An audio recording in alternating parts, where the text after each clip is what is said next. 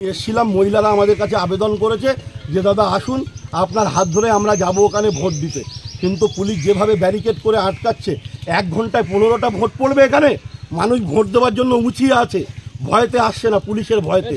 Police দলদাসে পরিণত হয়েছে, police ভয় পেয়েছে, তৃণমূল কংগ্রেস হারছে।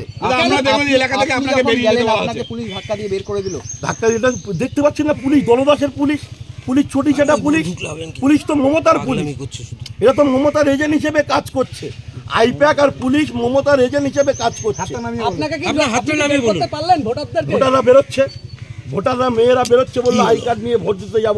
এখানকার পুলিশের আধিকারিক আছে, তাকে আমি বলে যাব মানুষ যাতে ভোট দিতে পারে। কেন্দ্রীয় বাহিনীর ভূমিকা, কেন্দ্রীয় বাহিনী নিষ্ক্রিয়।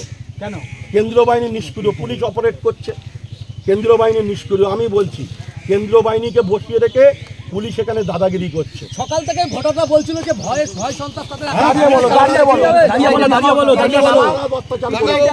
সারা রাত অত্যাচার করেছে পুলিশ এখানে। মানুষ ভোট দেবে, সারা রাত অত্যাচার করেছে পুলিশ, ঘরে ঘরে গিয়ে কাকলি গোল বক্তৃতার হাত।